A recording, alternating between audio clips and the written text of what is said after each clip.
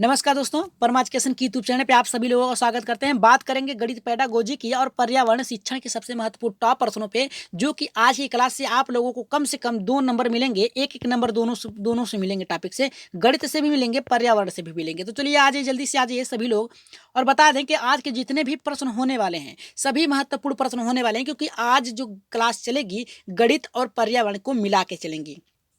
तो देखते हैं कितने लोगों का टारगेट पूरा होता है। आज के जो यहाँ पे 15 प्रश्न यहाँ पे रखे गए हैं, जिसमें से आप लोगों का टारगेट होना चाहिए 12 प्लस होना चाहिए। देखते हैं कितने लोग अपने टारगेट को पूरा कर पाते हैं। और जो भाई बहन हमारे चैनल पे नए हैं और अभी तक हमारे चैनल को सब्सक्राइब नहीं किया, तो क्या करिए, परमा एजुकेशन चैनल को सब्सक्राइब करिए और साथ ही बेल आइकन का बटन दबा लें, ताकि लाइव आने पर आप लोगों के पास एक नोटिफिकेशन पहुंच जाए। तो शेयर करना न भूलें, शेयर कर दीजिए एक बार, 1 सेकंड का टाइम लेके जल्दी से शेयर कर दीजिए अपने अपने ग्रुपों में। ऐसा तो नहीं होगा कि आप लोगों के पास ग्रुप नहीं होगा, हर एक ग्रुप में अपने अपने शेयर कर दीजिए। और बता दें कि एग्जाम में आप लोग जैसे ही बैठिएगा तो सबसे पहले क्या करिएगा, जो आपका सब्जेक्ट मजबूत है पहले उसको कवर करिएगा। अगर उसे पूरा कर लेंगे टाइम से पहले ही, तो जो टाइम बचेगा अदर जो सब्जेक्ट है उसमें आप लगा सकते हैं।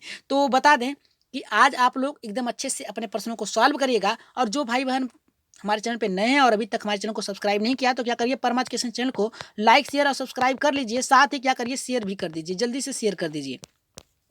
गुड इवनिंग सभी लोगों, गुड इवनिंग। चलिए देखते हैं पहला प्रश्न यहाँ पे क्या करा है। देखिए पहला प्रश्न ये करा है कि निम्नलिखित में से किसे संरचनात्मक यहाँ पे गणितीय कक्षा कक्ष का लक्षण नहीं माना जा सकता है। तो पहला करा है यहाँ पे, देखिए किसको नहीं माना जा सकता है। तो पहला करा है प्राथमिक स्तर पर आकलन के लिए विषय परक प्रकार की परीक्षा का उपयोग। देखिए आकलन के लिए विषय परक परीक्षा का उपयोग करने की बात करा है। आकलन तो आप सतत और व्यापक करते हैं, पढ़ाने के और पढ़ाने के दौरान करते हैं, तो ये तो हमारा पहले ही गलत हो गया। दूसरा करा है कि गणित में दूसरे पाठ्योत्तर क्षेत्रों के बीच के संबंधों को उजागर करना। देखिए ये तो राइट आंसर है कि आप गणित के द्वारा आप क्या कर सकते हैं, जैसे विज्ञान हो गया, गणित के माध्यम से विज्ञान के दूसरे क्षेत्रों में क्या कर सकते हैं, उसका उपयोग कर सकते हैं। गणित के अधिगम सीखने के भाषा और संवादों की भूमिका को उचित ध्यान रखना, क्योंकि आप एक क्रम में जाएंगे, ठीक है, या तो आप सही करेंगे या तो गलत करेंगे, तो इस क्रम को निर्धारित करना। और चौथा करा है कि अध्यापक स्वीकार करता है कि दी गई अन्योन्य क्रिया, मतलब अलग से जो क्रिया है, ठीक है, वो विभिन्न विद्यार्थी अलग अलग तरीके से, क्योंकि देखिए विद्यालय में जो होता है बालक की विभिन्नता अधिक होती है, तो हर बालक अपने स्तर से सीखता है। किसी के सीखने के जो क्रम होता है अधिक होता है, किसी का कम होता है। तो राइट आंसर यहाँ पे जो जाएगा हमारे यहाँ पे पहले के साथ जाएगा, ठीक है। आगे बढ़ते हैं, लाइक कर दीजिएगा सभी लोग। यहाँ पे देखिए दूसरा प्रश्न हमारे यहाँ पे क्या करा है कि निम्नलिखित में से कौन से कथन की सहमति गणित के संरचनात्मक यानी रचना वादी दृष्टिकोण से की जा सकती है। तो पहला यहाँ पे किससे की जाती है, किससे मिलकर गणित की सहमति गणित रचनावादी से की जा सकती है, किससे, गणित को। तो पहला यहाँ पे करा है कि गणित तर्कपूर्ण विषय परक है, ये तो हमारा सही है। दूसरा करा है कि मानस दर्शन गणित का महत्वपूर्ण पहलू है, ठीक है। यहाँ पे करा है मानस दर्शन, यहाँ पे देखिए मनुष्य से दे दिया, ठीक है, मनुष्य दर्शन गणित के महत्वपूर्ण पहलू, यानी मनुष्यों के द्वारा ही क्या किया जाता है, गणितों को उजागर किया जाता है। तो राइट आंसर तो हमारा यहाँ पे चला गया, इसी से आप करेंगे सहमति, ठीक है। राइट आंसर जाएगा, दूसरे के साथ जाएगा, हमारा आगे बढ़ने की जरूरत ही नहीं है। आगे बढ़ते हैं तीसरे प्रश्न पे, देखते हैं तीसरा क्या करा है हमारा। देखिए तीसरा प्रश्न भी बहुत ही अच्छा है, कह रहा है निम्नलिखित में से कौन सा क्रियाकलाप बच्चों में त्रिविमी समझ को विकसित करने के लिए अधिक उपयोगी है। और बता दें कि 2018 के मॉडल पेपर गणित के चल रहे हैं, याद रखिएगा मॉडल पेपर ही चल रहे हैं आप लोगों के 2011 के, 2018 के, तो इसमें से आप लोग गलत नहीं कर सकते। तो यहाँ पे देखिए तीसरा हमारा क्या करा है, तीसरा ये करा है कि निम्नलिखित में से कौन सा क्रियाकलाप बच्चों के क्रियाकलाप यानी बालक करते हैं, ठीक है, त्रिविमी समझ को विकसित करता है, यानी अलग अलग, एक 2G एक 3D होता है, 2D 3D होता है, ठीक है। तो यहाँ पे कह रहा है कि त्रिविमी समझ को विकसित करता है। तो पहला करा है चंद्रमा के उदय होने का समय। देखिए ये तो बस समय लिखेगा, इतने बजे हो गया, इतना बजे हो गया, ठीक है। संख्याओं को संख्या रेखा पे निरूपित करना, मतलब ये संख्या है, एक रेखा है, ठीक है, इस पे इन संख्याओं को क्या करना है, निरूपित करना है, 1 2 लिख सकते हैं। तो ये तो भी हमारा नहीं हो सकता। लेकिन आप करा है बोतल के ऊपर दृश्य चित्रण करना। तो यहाँ पे देखिए क्या करा है, एक बोतल है, ठीक है, एक बोतल है, इसके ऊपर क्या करना है, ठीक है, इसके ऊपर क्या करना है, चित्र बनाना है, ठीक है, इसके ऊपर चित्र बनाना है। तो ये क्रियाकलाप भी हो गई, ठीक है। और एक अलग तरीके नजरिया, देखिए एक तो ये हो गया बोतल हो गया, दूसरा इस पे क्रियाकलाप करेगा, तीसरा उस पर चिंतन करेगा, तो त्रिविमी हो गया, ठीक है। तो राइट आंसर यहाँ पे जाएगा, तीसरे के साथ ही हमारा जाएगा। आगे बढ़ते हैं यहाँ पे चौथे प्रश्न पे, देखते हैं चौथा प्रश्न क्या करा है। चौथा प्रश्न भी बहुत ही मजेदार है, इसे तो छोड़िएगा मत। और सभी लोग इसको देखते हैं, कितने आप लोग जितने लोग हैं देखते हैं, उनमें से सबसे पहले इसका आंसर किसका आता है। चौथा ये करा कि गणित के अधिगम के संबंध में निम्नलिखित में से क्या सही नहीं है, यानी गणित के अधिगम में संबंध में निम्नलिखित में से क्या सही नहीं है। पहला करा कि विद्यार्थी की सामाजिक आर्थिक पृष्ठभूमि का गणित के निष्पादन पर असर पड़ता है। दूसरा करा है कि विद्यालय में दी जाने वाली निर्देशों की भाषा का असर बच्चे के गणित के प्रदर्शन पर हो सकता है। तीसरा करा है कि गणित में उत्सुक प्रदर्शन की प्रतिभा संभावित होती है। और यहाँ पे चौथा करा है कि अध्यापक के विषय वाले के प्रति विचारों का अधिगम परिणामों का प्रभावशाली असर पड़ता है। तो राइट आंसर यहाँ पे क्या जाएगा? पहला होगा हमारा, दूसरा होगा, तीसरा होगा, चौथा होगा। कौन से ऑप्शन पे जा रहे हैं जल्दी से इसका कमेंट करिए जी। चौथे का राइट आंसर क्या जाएगा? देखिए यहाँ पे क्या कहा है कि नहीं की बात किया है। तो यहाँ पे देखिए विद्यार्थी के सामाजिक और आर्थिक पृष्ठभूमि गणित के निष्पादन में असर पड़ता है। एकदम राइट है, असर पड़ता है, ये तो हमारा राइट है। क्या नहीं पड़ता है हमें ये ढूंढना है। तो विद्यालय में दी जाने वाली निर्देशों को भाषा का असर बच्चे की गणितीय पद, देखिए जो आप निर्देश देंगे ठीक है वही बालक सीखेगा। आप कह देंगे कि आपका उसका बालक का सही है, लेकिन आप कह देंगे कि ये गलत है, तो बालक के उसके विकास पर भी प्रभाव पड़ेगा, तो वो गलत ही करेगा। ये भी हमारा सही है। तीसरा करा है कि गणित में उत्सुक प्रदर्शन की प्रतिभा स्वाभाविक होती है। देखिए यही गलत है, स्वाभाविक नहीं होती है, अस्वाभाविक होती है। यानी गलत भी हो सकता है और सही भी हो सकता है। दो निर्णय पे आप पहुंचेंगे, या तो सही पे पहुंचेंगे या तो गलत पे पहुंचेंगे।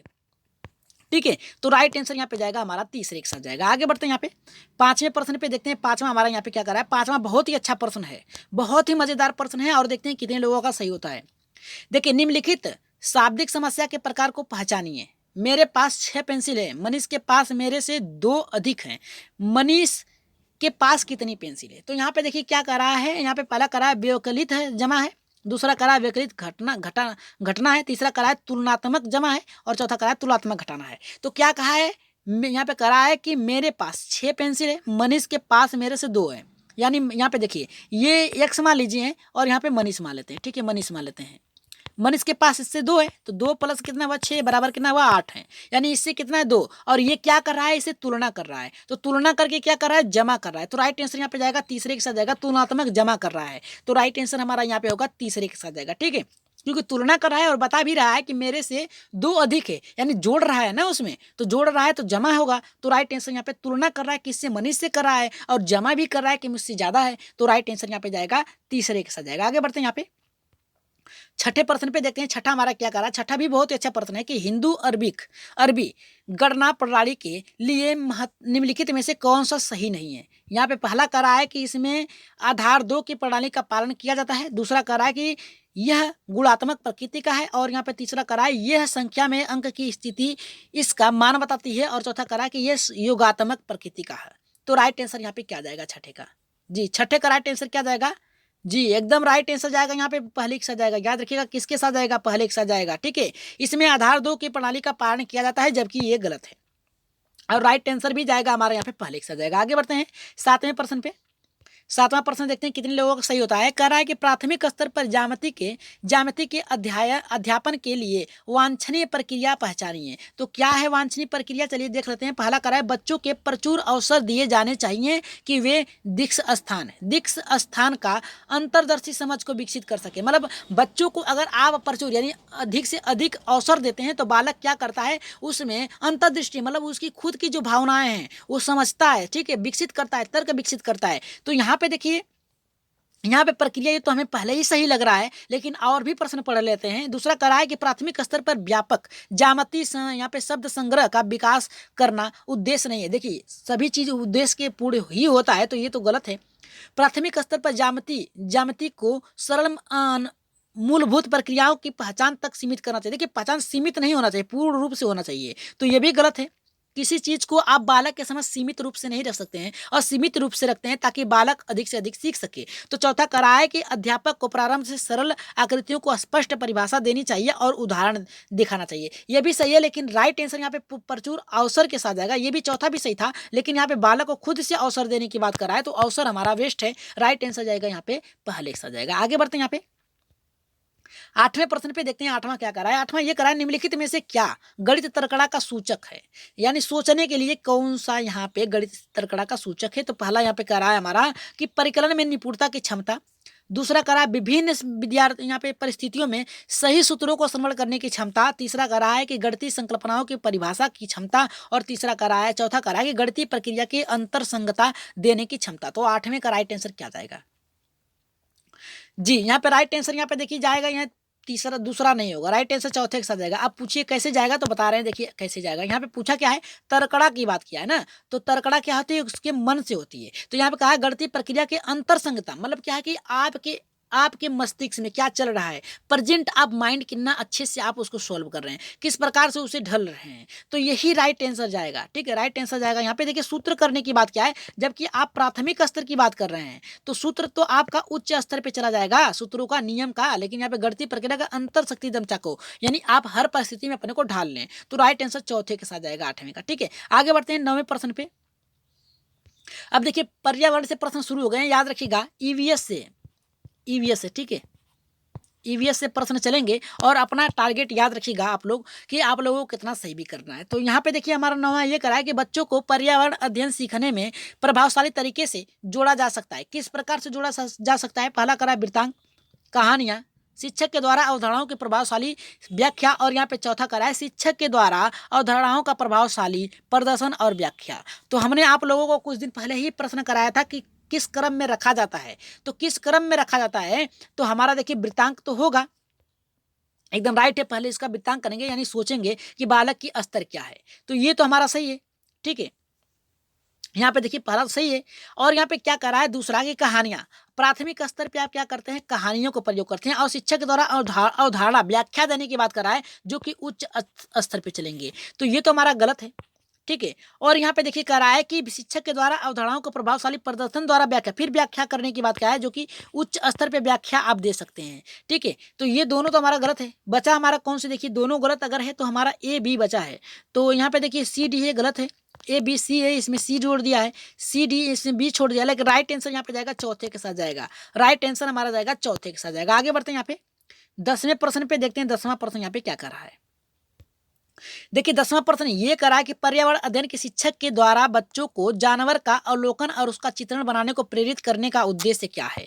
तो पहला यहाँ पे करा है बच्चों में सृजनात्मकता का विकास करना, दूसरा करा है कि बच्चों में अवलोकन और रचनात्मक कौशल का विकास करना, और यहाँ पे तीसरा करा है कि बच्चों में सौंदर्यगत संवेदना का विकास करना। देखिए यहाँ पे अवलोकन की बात किया, अवलोकन की बात मतलब होता है देखना। ठीक है, देखने से कर रहा है, तो राइट आंसर यहाँ पे क्या जाएगा, देखिए राइट आंसर इसका क्या जाएगा, जल्दी से इसका कमेंट करिए कि पहला केवल बी, ए बी सी, केवल ए, यहाँ पे करा है कि केवल ए सी, तो राइट आंसर यहाँ पे 10वें का क्या जाएगा जी। यहाँ पे देखिए राइट आंसर जाएगा यहाँ पे हमारा दूसरे के साथ जाएगा, ए बी सी तीनों ही सही होगा, हमारा राइट आंसर जाएगा यहाँ पे दूसरे के साथ जाएगा। आगे बढ़ते हैं यहाँ पे 11वें प्रश्न पे, देखते हैं 11 का क्या करा है। 11 का प्रश्न ये करा है निम्नलिखित सीखने के कौन से सिद्धांत का पर्यावरण अध्ययन में अनुसरण होता है, यानी सीखने का कौन सा सिद्धांत पर्यावरण में अनुसरण होता है। तो पहला करा है कि अज्ञात से ज्ञात, ज्ञात से अज्ञात, वैश्विक और स्थानिक, और चौथा करा है कि अमूर्त से मूर्त। तो राइट आंसर यहाँ पे 11 का क्या होगा, देखिए 11 का राइट आंसर क्या होगा, देखिए पर्यावरण की पूछा है, अगर यहाँ पे पूछता गणित की,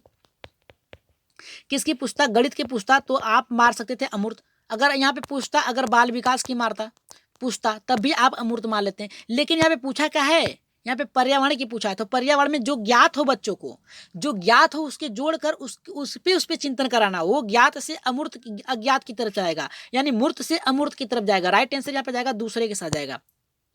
आगे बढ़ते हैं यहाँ पे 12वें प्रश्न पे, देखते हैं 12 का क्या करा है, जो कि बहुत ही अच्छा प्रश्न है।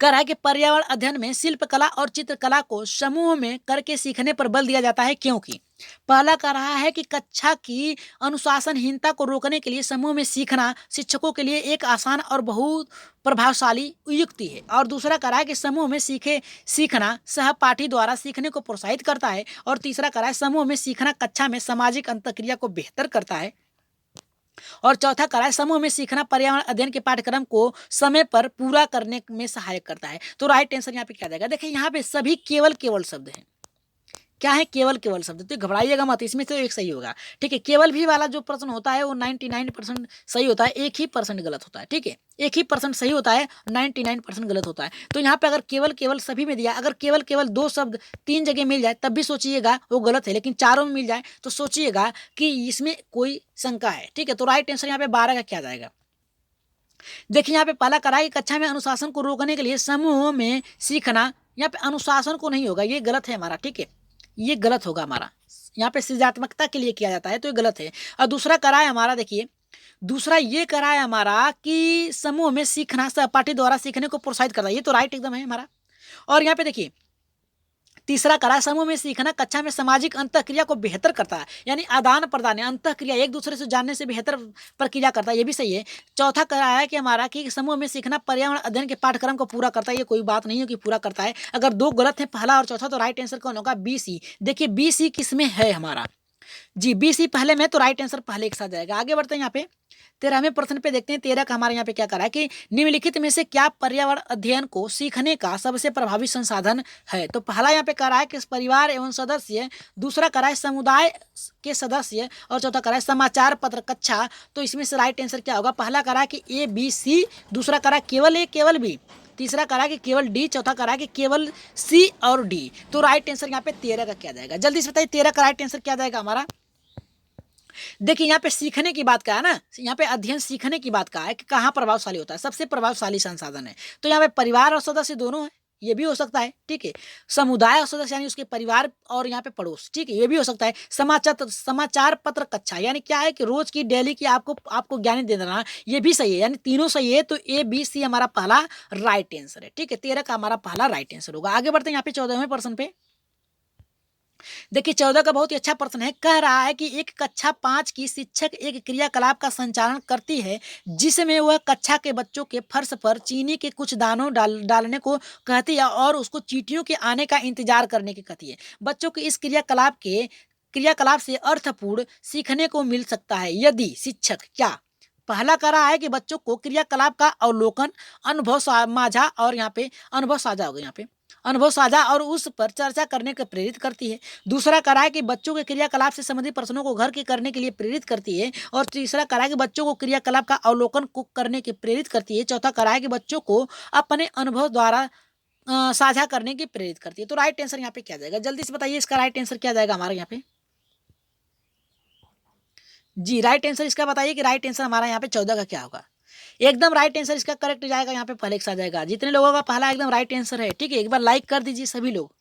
15 का क्या रहा है? 15 देखिए आप ही लोगों के लिए है, ठीक है। इसका आंसर आप लोग देंगे, हर बार की तरह इस बार भी आप लोगों को छोड़ा जाता है, लेकिन आप लोग प्रश्न के उत्तर देते नहीं है, इसीलिए आप लोगों के नाम नहीं रखा जाता है, लेकिन इसका उत्तर आप लोग देंगे, ठीक है। इसलिए कल की क्लास में आपका नाम और आपका उत्तर दोनों रखा जाएगा, ठीक है। तो इसका आंसर आप लोग देंगे। तो यहाँ पे देखिए क्या करा है 15 का कि निम्नलिखित में से कौन सा पर्यावरण अध्ययन में सीखने का यहाँ पे रचनात्मक होगा।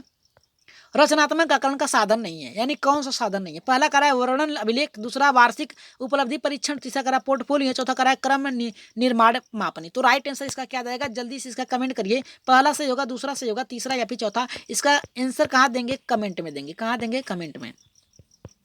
और सही सही सभी लोग देंगे, ठीक है। और सही सही उत्तर दीजिएगा और इसका आंसर बता दीजिएगा, पहला सही होगा, दूसरा, तीसरा, चौथा। क्योंकि इसका आंसर आप लोगों का उत्तर के साथ कल बताया जाएगा, आप लोगों के नाम के साथ बताया जाएगा। तो बता दीजिएगा इसका आंसर क्या होगा। और जो भाई बहन हमारे चैनल पे नए हैं और अभी तक हमारे चैनल को सब्सक्राइब नहीं किया, तो क्या करिए, परमा एजुकेशन चैनल को क्या करिए, सब्सक्राइब करिए, साथ ही क्या करिए, शेयर कर दीजिए अपने अपने ग्रुपों में, और लाइक करना न भूलें। तो जो भाई बहन हमारे चैनल पे नए हैं और अभी तक सब्सक्राइब नहीं किया, तो सब्सक्राइब करने के साथ साथ बेल आइकन का बटन दबा लें, ताकि लाइव आने पर आप लोगों के पास नोटिफिकेशन पहुंच जाए। व्हाट्सअप नंबर यहाँ पे दिया गया है, व्हाट्सअप नंबर ले लीजिए, जिनको भी पीडीएफ चाहिए मिल जाएगा, ठीक है। किसी भी चीज़ की पीडीएफ चाहिए आप लोग ले सकते हैं। ग्रुप में जो लोग नहीं जुड़े हैं मैसेज कर दीजिएगा, ग्रुप में आप लोगों को जोड़ दिया जाएगा। तो आज के लिए इतना ही, और बता दें उत्तर नीचे दिए गए हैं। लेकिन आज की क्लास आप लोगों को कैसी लगी, एक बार कमेंट बॉक्स में अपना राय, सुझाव और अपने मत जरूर दीजिएगा कि अगली क्लास किस पे चलाई जाए, ठीक है। तो रात में आप लोगों को हिंदी शिक्षण के महत्वपूर्ण टॉप प्रश्न चलेंगे, और हिंदी शिक्षण में बता दें आप लोगों के पैराग्राफ चलेंगे। क्या चलेंगे? पैराग्राफ चलेंगे, जिसमें से आप लोगों को प्रश्नों को छाट कर लिखना है।